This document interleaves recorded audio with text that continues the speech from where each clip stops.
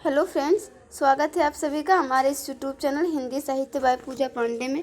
जैसा कि मैंने आपसे कहा था कि अगली वीडियो में हम देखेंगे भक्ति काल से संबंधित महत्वपूर्ण प्रश्नों को। तो फ्रेंड्स, चाहे आप EMRS TGT PGT एग्ज़ाम की तैयारी कर रहे हों या किसी अन्य हिंदी संबंधित परीक्षा की तैयारी कर रहे हों, ये वीडियो आप सभी के लिए हेल्पफुल होगा, क्योंकि भक्ति काल से संबंधित प्रश्न जो है अक्सर परीक्षाओं में पूछे जाते हैं। तो आइए आज इस वीडियो को देखते हैं, स्टार्ट करते हैं। इस वीडियो में हम लोग महत्वपूर्ण 20 प्रश्नों को देखेंगे जो कि भक्ति काल से संबंधित होंगे।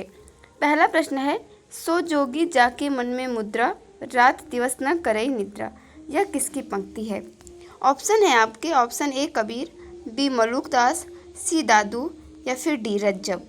तो इसका राइट आंसर हो जाएगा ऑप्शन नंबर ए कबीर। ये जो है कबीर की पंक्ति है कि सो जोगी जाके मन में मुद्रा, रात दिवस न करे निद्रा।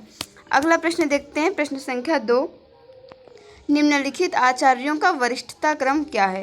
जैसा कि फ्रेंड्स जानते हैं, आजकल जितनी भी परीक्षाएं हो रही हैं उसमें आपको काल क्रमानुसार संबंधित प्रश्न काफ़ी देखने को मिल जाएंगे, या फिर सुमेलित करने वाले प्रश्न। इसी तरीके से प्रश्न जो है आजकल परीक्षा में पूछे जा रहे हैं, तो आप उन प्रश्नों की तैयारी भी जरूर कर लें। तो आइए इनमें हम वरिष्ठता क्रम को देखते हैं आचार्यों के। ऑप्शन ए है मध्वाचार्य, रामानुजाचार्य, निम्बकाचार्य, बी है रामानुजाचार्य, मध्वाचार्य, निम्बरकाचार्य। ये निम्बकाचार्य लिखा है, निम्बारकाचार्य होते हैं। सी है निम्बरकाचार्य, रामानुजाचार्य, मध्वाचार्य। डी है पहले मध्वाचार्य, फिर निम्बरकाचार्य और फिर रामानुजाचार्य। तो इनका वरिष्ठता क्रम हम देखें तो इसका राइट आंसर हो जाएगा ऑप्शन नंबर बी। पहले रामानुजाचार्य हैं, फिर मध्वाचार्य हैं और फिर निम्बरकाचार्य हैं। इस प्रकार से इनका वरिष्ठता क्रम सही है। तो इस प्रकार राइट आंसर होगा ऑप्शन नंबर बी। प्रश्न संख्या 3 है कि भेदाभेदवाद किस दर्शन को कहा जाता है? अभी मैं जब आपको सरस्वती पांडे और गोविंद पांडे की बुक पढ़ा रही थी तो उसमें भक्ति काल के अंतर्गत मैंने आपको पढ़ाया था कि किस वाद के अंतर्गत कौन सा दर्शन आता है और उसके प्रवर्तक कौन है। तो मुझे उम्मीद है कि आप लोग इसका राइट आंसर सोच लिया होगा आपने। ऑप्शन ए है द्वैताद्वैतवाद, बी अद्वैतवाद, सी विशिष्टाद्वैतवाद या फिर डी द्वैतवाद। तो इसका राइट आंसर हो जाएगा ऑप्शन नंबर ए, द्वैताद्वैतवाद को भेदाभेदवाद दर्शन भी कहा जाता है। प्रश्न संख्या 4 है कि राम और कृष्ण किसके पूर्वावतार माने गए हैं? ऑप्शन ए है ब्रह्मा, बी विष्णु, सी शिव या फिर डी इनमें से कोई नहीं। तो इसका राइट आंसर हो जाएगा ऑप्शन नंबर बी, विष्णु के पूर्वावतार माने गए हैं राम और कृष्ण।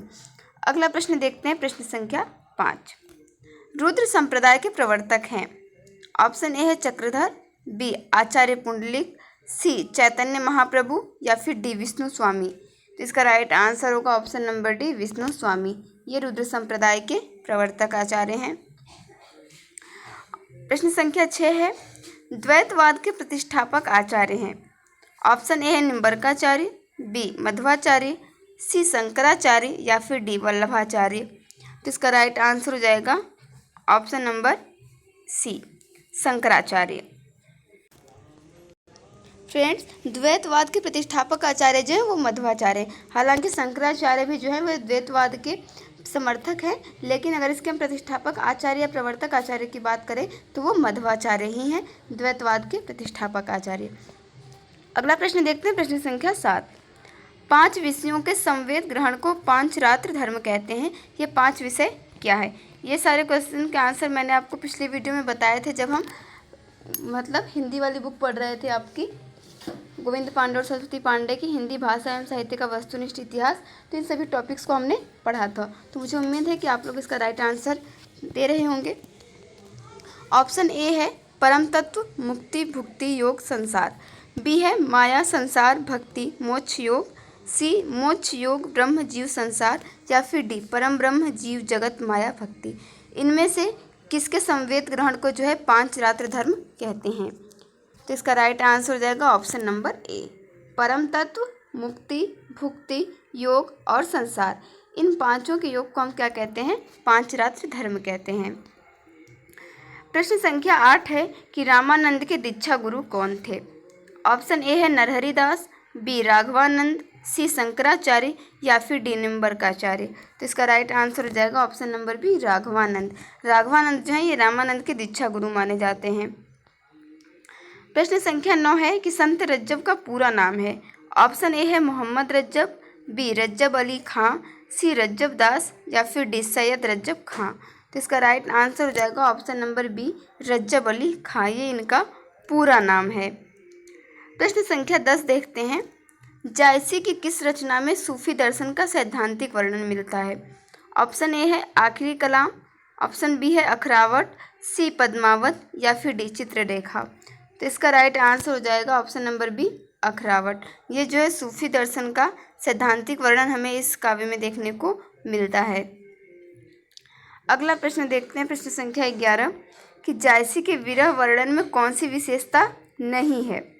ऑप्शन ए है एक पक्षीय प्रेम का चित्रण, बी फारसी काव्य का प्रभाव, सी लोक संस्कृति का चित्रण या फिर डी 12 मासा का वर्णन। जिसका राइट आंसर हो जाएगा ऑप्शन नंबर ए एक पक्षीय प्रेम का चित्रण। ये जो है ये जायसी के विरह वर्णन की विशेषता नहीं है कि एक पक्षीय प्रेम का चित्रण, बाकी अन्य तीनों उनके विरह वर्णन में हमें देखने के लिए मिलती हैं। प्रश्न संख्या 12 है, किस आलोचक ने जायसी की अवधि को अवधि का अर्धान कहा है? ए है बच्चन सिंह, बी राम कुमार वर्मा, सी राम विलास शर्मा या फिर डी हजारी प्रसाद द्विवेदी। तो इसका राइट आंसर हो जाएगा option number A Bachchan Singh. Bachchan Singh ने जो जायसी की अवधि भाषा है उसे अवधि का अर्धान कहा है। प्रश्न संख्या 13 है, पद्मावत का कौन सा खंड हिंदी साहित्य की अनुपम निधि माना जाता है? ऑप्शन ए है पद्मावती वियोग खंड, बी सिंघल द्वीप वर्णन खंड, सी नागमती वियोग खंड या फिर डी रत्नसेन विदाई खंड।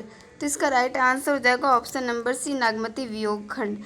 इसे जो है हिंदी साहित्य में अनुपम निधि माना जाता है। प्रश्न संख्या 14 है, निर्गुण संत कवियों में सबसे पढ़े लिखे व शास्त्रज्ञ संत कौन थे?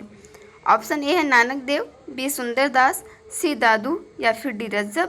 तो आप लोग जानते होंगे कि निर्गुण संत कवियों में सबसे पढ़े लिखे और शिक्षित संत जो हैं वो सुंदर दास हैं। तो इसका राइट आंसर होगा ऑप्शन नंबर बी सुंदर दास। प्रश्न संख्या 15 है कि संत कवियों के संदर्भ में कौन सा कथन असत्य है? यह प्रश्न भी आपकी परीक्षा के लिए काफ़ी ज़्यादा इम्पोर्टेंट है, ये कई बार परीक्षा में पूछा गया है।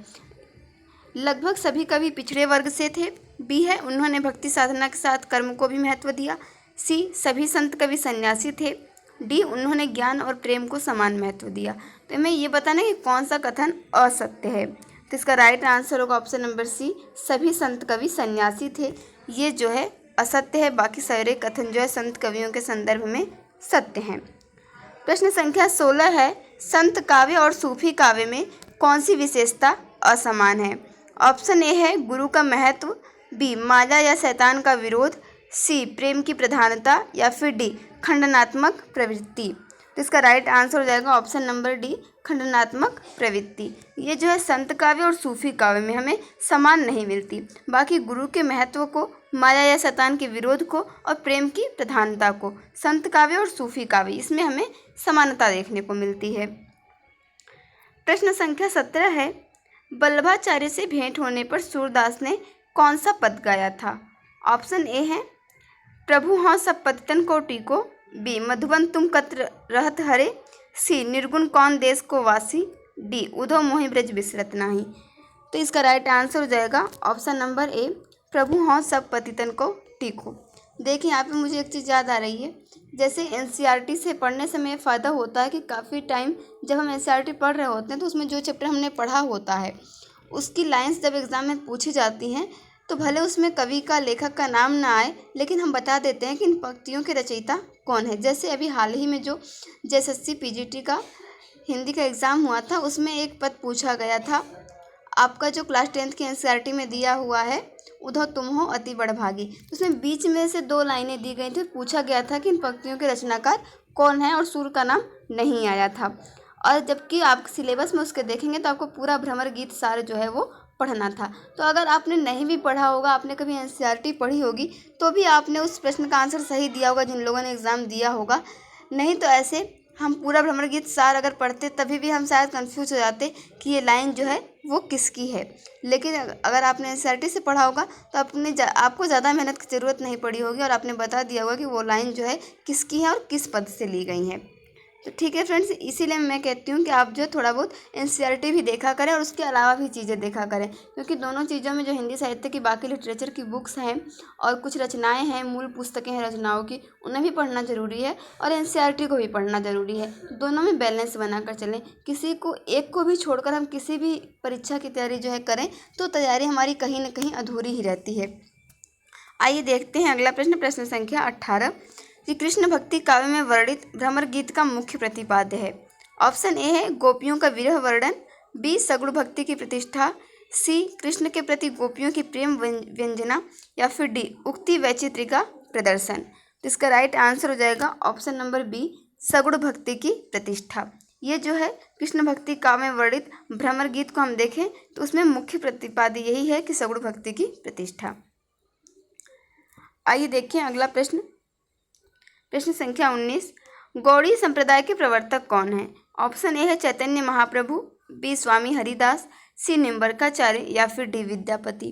तो इसका राइट आंसर हो जाएगा option number A, Chaitanya Mahaprabhu. ये जो है गौड़ी संप्रदाय के प्रवर्तक है। प्रश्न संख्या 20 है उत्तर भारत में राम भक्ति का प्रवर्तक आचार्य रामानुज की परंपरा में राघवानंद द्वारा प्रारंभ हुआ और उनके शिष्य ने उसे युगानुकूल भाव भूमि प्रदान की।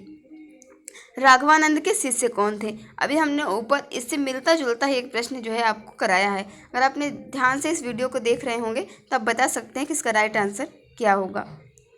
ऑप्शन ए है अग्रदास, बी रामानंद, सी तुलसीदास, डी स्वामी हरिदास। इसका राइट आंसर हो जाएगा ऑप्शन नंबर ए, रामानंद।